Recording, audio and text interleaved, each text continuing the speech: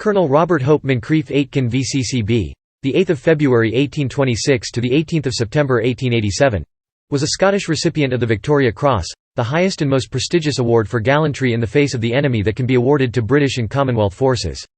Details of nomination: he was 31 years old, and a lieutenant in the 13th Bengal Native Infantry, Bengal Army during the Indian Mutiny, when the following deeds took place for which he was awarded the V.C.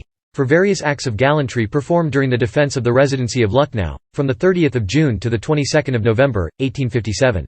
1. On 3 different occasions, Lieutenant Aitken went into the garden under the enemy's loopholes in the Captain's Bazaar. On 2 of these occasions, he brought out a number of bullocks which had been left in the garden.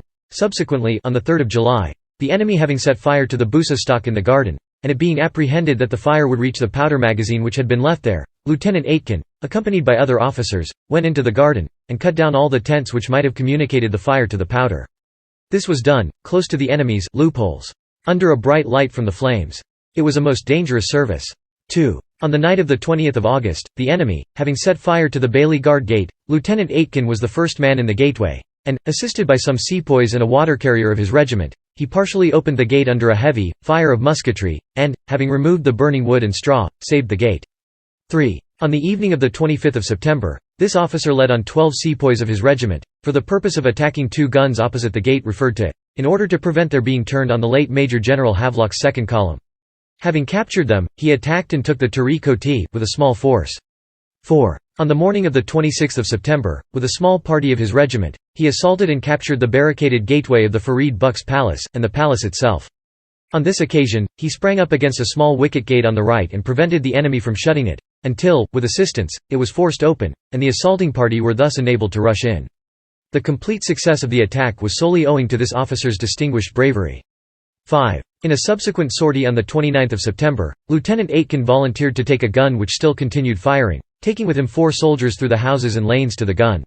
The enemy fired on this party from the houses, but they held their ground, until a stronger party coming up, the gun was upset from its carriage, and taken into the Residency. Another gun was subsequently taken. In later life he achieved the rank of colonel. He died in 1887 and is buried in the Eastern Cemetery at St Andrews on the Upper Terrace. Family: Robert was the son of John Aitken and Jane Christie, of Cooper, Fife, Scotland. He came from a long line of army personnel. His cousin Robert Digby Jones also received the Victoria Cross, posthumously, for actions at Ladysmith in 1900. Legacy: his Victoria Cross is now part of the collections at the National Army Museum, Chelsea, England. He is unique in that the decoration ceremony was performed at the same place, the Residency at Lucknow, and almost on the exact spot where several of his VC actions had taken place.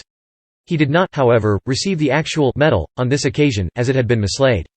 A memorial was erected at the Residency in Lucknow.